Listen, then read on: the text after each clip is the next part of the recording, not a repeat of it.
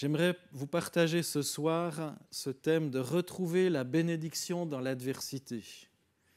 Je crois que beaucoup passent par des temps difficiles, d'adversité, ça peut être la maladie, ça peut être des situations difficiles, on en traverse et il ne faut pas se voiler la face, il faut vivre dans la réalité. Je crois que tous et toutes, on a parfois des temps de difficulté, des temps qui sont là. Et souvent, lorsqu'il y a une situation difficile qui arrive, on se dit « mais qu'est-ce qui m'est encore tombé dessus ?» Les non-croyants vont dire « qu'est-ce que j'ai bien pu faire au bon Dieu pour qu'il m'arrive ça ?» Alors, j'aime pas cette expression, mais c'est ce qu'on entend. Qu'est-ce que j'ai fait? Et souvent, on pourrait dire « mais justement, tu n'y as rien fait, tu t'en préoccupes jamais. Donc, comment t'attendre, soit en bien, soit en mal, qu'il t'arrive quoi que ce soit? Quelle tuile m'est tombée sur la tête? Comment est-ce que je vais résoudre cette situation ?» Ça vous est déjà arrivé de vous dire ça, d'être face à peut-être même une facture qui tombe là comme ça, puis on se dit « ouh là là, mais comment je vais arriver à ça ?» Et je vais prendre un texte, enfin, on sera dans la Genèse aujourd'hui avec l'histoire d'Isaac. Alors on ne parle pas souvent d'Isaac dans la Bible, on parle de Jacob, on parle d'Abraham, on parle de différents personnages. Isaac, c'est un petit peu peut-être le faible, on voit qu'il n'a pas toujours fait les bons choix, mais il y a des choses à apprendre. D'ailleurs, on voit dans la Bible qu'il est parlé du Dieu d'Abraham, d'Isaac et de Jacob. Mais souvent on parle d'Abraham et on parle de Jacob et on oublie un petit peu Isaac. Alors on trouve l'histoire d'Isaac qui vit dans une région où il y a la famine. C'était justement où il pouvait se dire avec sa nombreuse famille, mais qu'est-ce que j'ai encore fait pour qu'il m'arrive ça? Vivre la famine, ça doit être terrible. De quoi dire, mais quelle tuile m'est tombée encore sur la tête? Donc c'est cette adversité qu'il a rencontrée. Et on le voit à un certain moment, on va lire ce texte, différents bouts de ce texte dans Genèse 26, on le voit, au lieu de manger ses semences, il va travailler la terre et semer le peu qu'il avait. Dieu lui a donné cette sagesse d'utiliser ce qu'il avait, il n'avait peut-être pas beaucoup, mais d'utiliser cette semence au lieu de la manger, puis de dire tant pis, demain je suis mort, mais aujourd'hui au moins j'ai pu remplir mon ventre. Non. Il a eu cette sagesse dans Genèse 26, 12 aussi de semer et finalement de prospérer. Et il va se passer quelque chose. Isaac, Genèse 26, 12, Isaac sema dans ce pays et il récolta cette année le centuple, car l'Éternel le bénit. C'est pas mal, hein? Mieux qu'avec les produits phytosanitaires d'aujourd'hui, la croissance. Ça ne ferait pas lire Monsanto ou je ne sais pas quel groupe... pour que ça produise à ce niveau-là. Et c'est dit que l'Éternel le bénit. Le bénit là dans cette adversité. Et c'est vraiment une phrase importante, que Dieu l'a béni. Dieu a béni Isaac. Isaac vivait avec les promesses de Dieu que Dieu avait faites à son père Abraham. Vous vous souvenez peut-être ce que Dieu avait dit à Abraham dans Genèse 22. Et on voit que lorsqu'on a des difficultés, c'est important aussi de s'appuyer sur cette parole de Dieu. Pas juste s'apitoyer, s'asseoir et pleurer, mais vraiment se souvenir de toutes les fois où Dieu est intervenu, peut-être dans des situations rocambolesques, des situations difficiles. On est appelé à proclamer et à croire en ces promesses, ces bénédictions, réclamer ces promesses qu'on a reçues aussi, ces bénédictions qui ont été faites à notre rencontre. Et dans la Bible, il y a de nombreuses promesses qui sont proclamées sur nous. Mais souvent, on n'a peut-être pas le temps justement pour les lire et on ne les connaît même pas et c'est dommage. Si vous ouvrez votre Bible, vous voyez de nombreuses promesses, de nombreuses proclamations de bénédictions pour vous, que Dieu nous donne un avenir avec de l'espérance. Et toutes ces choses, on est appelé à les proclamer aussi, à les faire nôtres. Pas juste dire c'est cool comme texte, c'est encourageant, mais dire mais c'est peut-être pour moi aussi. Et Isaac vivait dans cette connaissance de ce que Dieu avait dit à son père Abraham. Abraham avait été béni et Dieu lui avait dit, dans Genèse 22, 17 et 18, « Je te bénirai et je multiplierai ta postérité comme les étoiles du ciel et comme le sable qui est sur le bord de la mer. Et ta postérité possédera la porte de ses ennemis. Toutes les nations de la terre seront bénies en ta postérité parce que tu as obéi à ma voix. Je crois que lorsque Dieu a dit ça à Abraham, c'était suffisamment marquant pour que Abraham le répète à son fils, pour que Isaac soit au courant de cette bénédiction, où Dieu a carrément dit à Abraham, je te bénirai et je multiplierai ta postérité comme les étoiles du ciel et comme le sable qui est sur le bord de la mer, et ta postérité possédera les portes de ses ennemis. Toutes les nations de la terre seront bénies en ta postérité. Toutes les nations de la terre, je ne sais pas si vous vous rendez compte, c'est aussi vous, c'est aussi moi. C'est impressionnant la parole de Dieu. Il y a des promesses de bénédiction pour vous et pour moi dans ce texte qui a été donné à Abraham. Et Isaac était au courant, il se disait, voilà, je suis dans la dèche peut-être, c'est vraiment difficile, il y a la famine, mais je sais pas comment Dieu va s'y prendre, mais Dieu va intervenir. Parce que Dieu a promis à Abraham eh bien, que sa postérité posséderait toute la terre, se multiplierait, comme les étoiles du ciel et comme le sable. Isaac donc croyait, j'en suis persuadé, à cette parole, et il avait été élevé dans un environnement propice à la foi. On sait aussi les choses qu'il a vécues, et on ne va pas s'y étendre ce soir. Il y a de nombreuses prédications qui parlent de cet épisode entre Isaac et son frère aussi, et ce qui s'est passé avec le sacrifice, la demande qui a été faite à Abraham de sacrifier son fils. Heureusement, eh bien, Dieu a pourvu là aussi pour qu'un animal prenne la place du fils, mais c'était aussi pour tester la fidélité d'Abraham et jusqu'où il était prêt à aller dans son attachement à Dieu. Mais voilà, je ne vais pas parler plus de ce thème qui a été de nombreuses fois abordé dans différentes églises. Mais c'est important de regarder vers les promesses de Dieu, la parole qui nous confirme aussi ses règles, ses bénédictions. Comment retrouver la bénédiction, eh bien, justement dans l'adversité? Parce que souvent, eh bien, on oublie ces choses. Et ce soir, eh bien, je me rappelle aussi à moi différents principes. On va voir quelques principes ce soir, eh bien, pour retrouver cette bénédiction dans l'adversité. Le premier principe, dans l'adversité, se souvenir de la parole de Dieu et de ses promesses. Vous direz, mais c'est basique. C'est tellement basique, justement, eh bien, qu'on a tendance à l'oublier. On a tendance à l'oublier. Isaac va devenir très riche à cause de cette récolte. Et Isaac va troquer sa récolte finalement contre des brebis, des boucs, etc. Et la Bible nous dit dans Genèse 26, verset 13, « Et suivant, cet homme devint riche, et il alla s'enrichissant de plus en plus jusqu'à ce qu'il devint fort riche. Il avait des troupeaux de menu bétail et des troupeaux de gros bétail, un grand nombre de serviteurs. Aussi les Philistins lui portèrent-ils envie. » Donc cet homme devint riche et c'est même dit qu'il devint fort riche. Dieu le bénit, Dieu l'a béni et a permis que là, alors qu'il était dans ce pays des Philistins, eh bien que même les ennemis d'Isaac, ils étaient dans une pseudo-paix, mais voient eh bien, que l'Éternel est Dieu et qu'il était capable eh bien, de faire croître ses enfants, de faire prospérer ses enfants.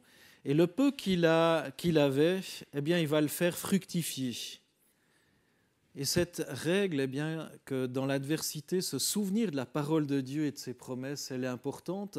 Elle est importante aussi, elle nous aide justement à ne pas gaspiller les ressources que le Seigneur a mis à notre disposition. On ne gaspille pas le temps. Important de demander au Seigneur comment faire. Deuxième principe, dans le succès comme dans l'adversité, bien gérer le peu qu'on a à notre disposition pour le faire fructifier. Important de demander cette sagesse. Parce que même s'il y a des promesses de bénédiction, que Dieu pourvoit, que toutes les ressources de la terre lui appartiennent, que l'or et l'argent appartiennent au Seigneur, c'est important d'agir avec sagesse et de dire, mais cette ressource bien que le Seigneur met à ma disposition, comment est-ce que je dois le gérer? Peut-être je suis appelé à le partager, peut-être je suis appelé à le faire fructifier, peut-être je suis appelé à faire quelque chose qui va permettre que des personnes entendent parler de la parole de Dieu. Comment? Et Isaac a eu cette sagesse aussi, avec le peu de graines qu'il avait, eh bien de les semer au lieu de les manger. Et il est devenu finalement fort riche. Étant devenu riche avec de nombreux troupeaux, Isaac va devoir chercher aussi des puits. Parce que si vous avez cette chance d'aller en Israël, dans ce pays, aussi vous verrez eh bien qu'il fait sec. Il fait sec parfois. Et l'eau, eh bien, c'est la vie. L'eau, c'est la vie. Nous, on a l'habitude d'ouvrir le robinet et ça coule. Je ne sais pas si ça vous est déjà arrivé, eh bien, qu'en ouvrant le robinet, que ça ne coule plus. Ce n'est pas souvent que ça nous arrive. Hein. En Suisse, on est gâtés quand même. Mais qu'est-ce qu'on peut être embêté? Des fois, à l'entrée de la maison, c'est marqué qu'aujourd'hui, eh bien, pas d'abam, pas d'eau. Parce que les travaux publics, les services industriels font des réparations de la canalisation, donc pas d'eau. Mais qu'est-ce qu'on est embêté? Comme si tout à coup, un jour, il y a panne d'électricité parce qu'il y a eu du vent ou un poteau qui est tombé. Qu'est-ce qu'on est embêté quand certaines choses ne fonctionnent plus comme on avait prévu? Ça casse toute notre routine. Et là, Isaac se retrouve avec un cheptel assez conséquent, un troupeau.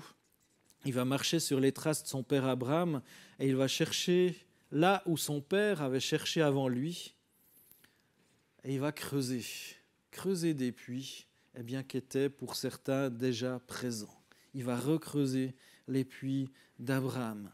Donc important dans le succès comme dans l'adversité de bien gérer le peu qu'on a à notre disposition, de le faire fructifier, d'utiliser notre temps de la bonne manière. Et Isaac eh bien, va devoir creuser des puits. Principe numéro 3, reconnaître ce qui est bon dans notre héritage et s'en servir comme point d'appui pour aller plus loin. Dans Genèse 26, toujours, versets 14 à 16, aussi les Philistins lui portèrent-ils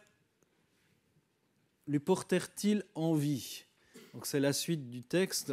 On lit à la suite ce passage. Aussi les Philistins, parce qu'il était devenu riche, lui portèrent-ils envie. Tous les puits qu'avaient creusés les serviteurs de son père, du temps d'Abraham, son père, les Philistins les comblèrent et les remplirent de poussière. Et Abimelech dit à Isaac, « Va-t'en de chez nous, car tu es beaucoup plus puissant que nous. » Isaac partit de là et campa dans la vallée de Guérar, où il s'établit. Intéressant, hein? Le roi, là, le responsable, Abimelech, qui était déjà du temps d'Abraham, va dire « Va-t'en, car tu es beaucoup plus puissant que nous. » Isaac aurait pu dire « C'est vrai, plus puissant, on sort les kalachnikovs, ou les armes qu'ils avaient, ça n'existait pas encore à l'époque, mais il était très nombreux avec des serviteurs en grand nombre, et il aurait pu dire « C'est toi qui pars. C'est toi, Abimelech, qui part. » Non, un homme de paix. Et il va partir. Isaac croyait que c'était terminé, qu'il était au large. Là, il a été béni. Vous imaginez, il s'est dit, voilà, maintenant, il y avait la sécheresse, j'avais pas grand-chose, maintenant je suis fort riche. Et là, de nouveau, il a construit sa petite vie, peut-être ça allait bien, des années durant, et tout à coup, on lui dit, maintenant dégage, pars.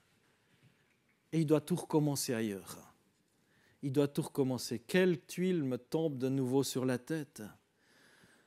En fait, ce qui se passe, c'est que Dieu le pousse vers sa destinée, vers sa bénédiction. Il nous arrive de vivre des adversités qui nous déracinent, mais en bout de ligne, on voit que c'est Dieu qui nous y conduit et que notre situation est de loin meilleure après. Alors, sur le moment, c'est peut-être pas facile à vivre, Mais Dieu a quelque chose peut-être de meilleur en réserve. Et des fois, il a besoin un petit peu de nous déraciner parce qu'on a tendance à prendre trop racine et des fois à s'ankyloser et voilà, oublier qu'on doit dépendre aussi de Dieu. Je crois que Dieu, des fois, me bouscule aussi parce que des fois, on aurait tendance à trop se féliciter. Hein. Je me félicite de ce que j'arrive à faire. Finalement, Dieu dit non, non. Maintenant, tu as oublié que tu as besoin de moi. Principe 4, reconnaître Dieu dans toutes nos circonstances. Proverbe 3, verset 6 nous dit « Reconnais-le dans toutes tes voies et il aplanira tes sentiers. » De nouveau la parole de Dieu. Reconnais-le dans toutes tes voies. Tout, c'est tout. Hein. Donc, il n'y a pas de... On peut dire là un peu plus, là un peu moins. Non, reconnais-le dans toutes tes voies. Alors, évidemment, c'est plus facile à dire qu'à faire. Mais dans cette relation, comme j'ai dit en introduction, cette relation où vraiment on prend le temps d'être dans la présence de Dieu, où on prend le temps de rechercher sa volonté, eh bien là on va être dirigé et être appelé à le reconnaître. Et si tu veux une percée, il faut creuser et persévérer. Isaac, il s'en connaît dans l'affaire de creuser des puits. Qu'est-ce qu'il n'a pas dû en creuser des puits? Et finalement, il y a cette adversité. Il y a 3 puits qui vont être creusés. On voit dans la suite de ce texte, dans Genèse 26, Essek, Sitna et Rehoboth. On lit la suite du texte à partir du verset 17, donc Genèse 26. Isaac partit de là et campa dans la vallée de Guérar où il s'établit. Donc il part de cette région chez Abimelech, les Philistins, et il se dit, bon, on me chasse, donc je pars. Il part dans la vallée de Guérar et il s'établit. Verset 18. Isaac creusa de nouveau les puits d'eau qu'on avait creusés du temps d'Abraham, son père, et qu'avaient comblés les Philistins après la mort d'Abraham. Il leur donna les mêmes noms que son père leur avait donnés. Juste une parenthèse sur ce texte, c'est incroyable comme les gens peuvent être stupides. Abraham avait creusé un puits, les autres, au mieux, ils auraient pu profiter de cette eau. Et non, on va détruire ce que les autres ont fait. Détruire. Donc ils ont comblé le puits, et pourtant l'eau dans cette région permet de cultiver, permet d'abreuver le cheptel. Non, là, c'est juste détruire pour détruire. Verset 19. Les serviteurs d'Isaac creusèrent encore dans la vallée et y trouvèrent un puits d'eau vive. Les bergers de Guérar querellèrent les bergers d'Isaac en disant « L'eau est à nous !» Tiens donc, avant elle n'était pas à eux, mais maintenant qu'elle est là, l'eau est à nous.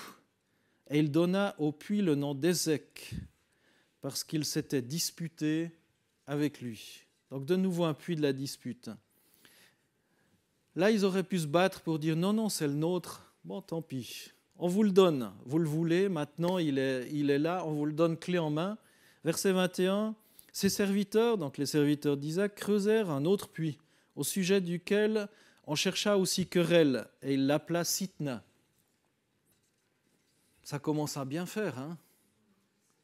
Le boulot, notre boulot, puis tu te l'accapares. Avant, leur seul boulot, c'était de remplir le puits de terre et de le combler. Mais là, tout à coup, ah non, c'est le nôtre. Verset 22, il se transporta de là et creusa un autre puits pour lequel on ne chercha pas querelle. Youpi! Et il l'appela Rehoboth, car, dit-il, l'Éternel nous a maintenant mis au large et nous prospérerons dans le pays. Il remonta de là à Beer-Sheba. Quel parcours pour un homme, et imaginez, mettez-vous dans le contexte de l'époque, de déplacer toute une famille, tout un cheptel, et chaque fois recommencer. Un éternel recommencement, c'est bringue. Et Isaac, avec ses serviteurs, eh bien, vont pas chercher querelle, vont dire ok, on va un peu plus loin. Vous nous voulez des noises, donc on part un peu plus loin. Principe numéro 5, donc ce principe numéro 4, reconnaître Dieu dans toutes nos circonstances. Et là encore, on ne veut pas nous recevoir là, eh bien on va ailleurs. Principe 5, On doit fuir les puits de la querelle, de la dispute, des animosités. On a vu au verset 21, ses serviteurs creusèrent un autre puits au sujet duquel on chercha une querelle et il l'appela Sitna. Sitna, c'est dans l'origine du mot, c'est intéressant, il y a Satan qui veut dire accusateur, inimitié, l'accusateur. Donc fuir aussi les querelles qui souvent ont pour origine le diable, ont pour origine Satan. Fuir ces querelles lorsque ce n'est pas possible de faire autrement, de se réconcilier. Des fois, on perd une foule de temps pour essayer de réconcilier des choses qui sont tout simplement irréconciliables et qui vont servir à rien. Donc fuir aussi le diable quand on voit qu'il y a quelqu'un de querelleur ou quelque chose où la personne, on sait qu'elle est bornée, quoi. Principe numéro 6, laissons aucune place aux œuvres des ténèbres dans notre vie et dans notre ministère, résistons au diable et il fuira loin de nous. C'est 1 Pierre 5,8 et 9. Soyez sobres, veillez, votre adversaire le diable rôde comme un lion rugissant, cherchant qui il dévorera. Résistez-lui avec une foi ferme, sachant que les mêmes souffrances sont imposées à vos frères dans le monde. Donc, laissez aucune place aux œuvres des ténèbres dans notre vie, résister au diable. Principe 7, apprendre aussi à donner gloire à Dieu et dresser un autel de témoignage et de louange à Dieu. Heureusement, vous le voyez dans ce texte, il n'y a pas que des difficultés. Il y a ce dernier puits qui a été construit. Et là, c'est un puits où ça se passe bien, Rehoboth, parce qu'il a dit, ce nom veut dire « l'Éternel nous a mis au large ». Maintenant, enfin, je peux respirer un moment. Non pas juste me reposer, mais respirer, reprendre des forces et bénir le Seigneur. Et c'est ce que Isaac va faire. Dans Genèse 26, 23, il remonta de là à Beer-Sheba. L'Éternel lui apparut dans la nuit et dit « Je suis le Dieu d'Abraham, ton père, ne crains point, car je suis avec toi. Je te bénirai, je multiplierai ta postérité à cause d'Abraham, mon serviteur. » Il bâtit là un autel, invoqua le nom de l'Éternel et y dressa sa tente. Et les serviteurs d'Isaac y creusèrent un puits. Encore un puits. L'eau, toujours cette source. Beer-Sheba, ça veut dire aussi le puits du serment. On pourrait encore parler de ce texte parce qu'on voit que finalement Abimelech va revenir vers Isaac. Et Isaac va dire « Mais qu'est-ce que tu me veux maintenant ? On est parti, tu nous as envoyés loin, on est parti maintenant. » Et on voit qu'Abimelech voit que même qu'il a été renvoyé, qu'il a renvoyé Isaac, Isaac a continué de grandir. Et Abimelech va se dire, maintenant si je ne fais pas un accord avec Isaac, peut-être qu'un jour Isaac va me tomber dessus et on va être détruit. Donc Beer-Sheba, ça veut dire ce puits du serment. Et là, Isaac va s'engager à ne pas attaquer, à ne pas chercher le mal d'Abimelech, alors qu'il aurait eu de multiples raisons de le faire par vengeance s'il était animé d'un mauvais esprit. Mais là encore, il choisit la paix. Et vous le voyez aussi, pourquoi il est capable de choisir la paix ? Parce que justement, au lieu de se féliciter de cet endroit merveilleux où on ne lui cherchait plus des querelles, il a construit un autel à l'Éternel. Un autel, c'était vraiment un lieu d'adoration aussi qui permettait les sacrifices à l'époque. Il n'y avait pas encore Jésus qui était passé à la croix et il y avait besoin aussi de s'humilier, de demander pardon à Dieu. Et le moyen, c'était les sacrifices d'animaux et toutes ces choses. Donc Isaac va construire un autel pour pouvoir adorer le Seigneur. Parce qu'il avait besoin d'adorer le Seigneur pour cette paix retrouvée. Et là, dans son adoration, Dieu lui apparaît et lui dit « Je suis le Dieu d'Abraham, ton père, ne crains pas, je suis avec toi. » Et finalement, Isaac va encore trouver plus d'eau et il va construire encore un puits. Parfois, Dieu permet, comme pour Isaac, fils d'Abraham, des circonstances pour nous conduire là où on n'irait pas autrement.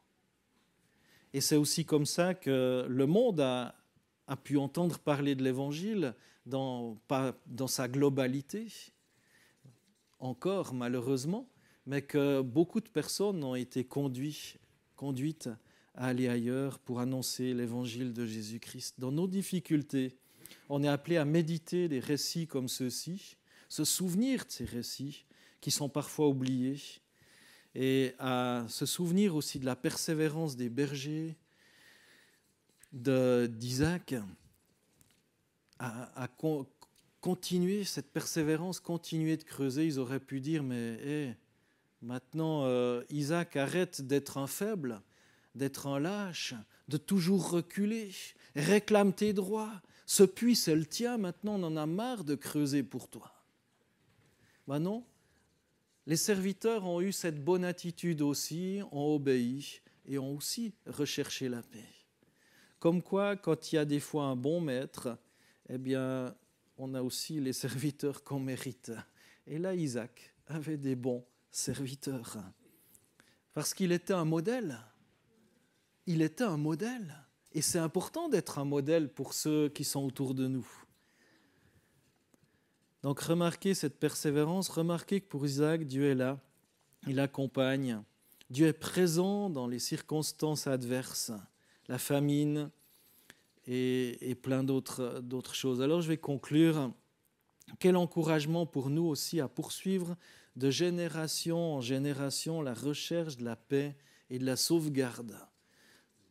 Se contenter de mentionner le puits de Sheba et le souvenir qui était lié ne pouvait pas suffire à assurer le succès d'Isaac. De même, il nous faut creuser aussi les puits, peut-être des puits qui ont été comblés par l'adversaire. Isaac n'a pas cherché simplement des choses nouvelles. Maintenant, on voudrait balayer toutes les choses du passé. Tout ce qui est ancien, on voudrait le détruire puis refaire tout à nouveau. Parce que ce qui est vieux peut être ringard. Non, pas du tout. Isaac va recreuser les puits que Dieu avait donnés à son père. Et après, Dieu lui donne, et vous l'avez vu à Beersheba, Dieu lui donne de nouveaux puits encore. Ce n'est pas juste sur l'ancien, mais il lui donne des choses nouvelles, alors qu'il récupère ce qui a été volé par l'ennemi. Mais il faut déjà se réapproprier ce que l'ennemi a volé. Recreuser ces puits d'adoration aussi. Psaume 34, verset 14, « Retire-toi du mal et fais le bien, recherche la paix et poursuis-la. » Rechercher cette paix, se retirer du mal. Proverbe 16, 17, « Quand les voies d'un homme plaisent à l'Éternel, il met ses ennemis même en paix avec lui. » Là encore, quand les voies d'un homme plaisent à l'Éternel, il met ses ennemis même en paix avec lui. C'est pas facile de poursuivre la paix, mais à la fin du chemin, parsemé de pièges, d'embûches, parfois de tristesse, d'exercice de foi, eh bien, cette entreprise mène à la lumière de Dieu et finalement eh bien, nous permet d'être à l'image un petit peu eh bien, de notre Seigneur, d'être des véritables fils et filles de Dieu. Heureux ceux qui procurent la paix, dans Matthieu 5, 9, car ils seront appelés fils de Dieu. Alors voilà quelques petites pistes au travers de la vie d'Isaac pour retrouver la bénédiction dans l'adversité. Mais toujours, comme on l'a entendu aussi ce matin, revenir à cette parole de Dieu, revenir à l'essentiel, revenir à Jésus. Et prendre la Sainte Seine, eh bien, c'est aussi revenir à l'essentiel, revenir à Jésus. Toujours revenir, non pas comme un porte-bonheur, parce que ça ne va pas vous porter bonheur de prendre la Sainte Seine, ce n'est pas un porte-bonheur, mais de revenir à Jésus puis de lui dire « mais j'ai besoin de toi Jésus, j'ai besoin de toi pour récupérer ces puits qui ont été volés par l'ennemi, des puits de bénédiction qui sont pour vous, cette eau fraîche, cette eau toute fraîche qui est là pour vous. » Revenir à Jésus ce soir, c'est déposer votre colère, c'est déposer peut-être des réclamations de droits que je mérite, ceci, cela.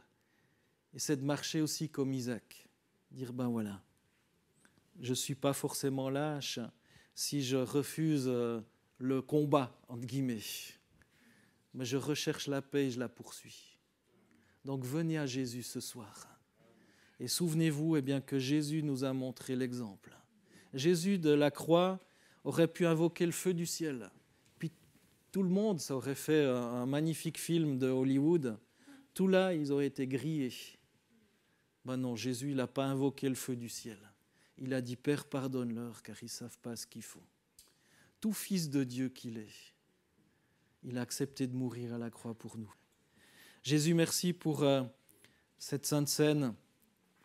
Merci, Seigneur, de bénir mes frères et sœurs. Seigneur, oui, on peut être assemblés avec toi autour de ce repas.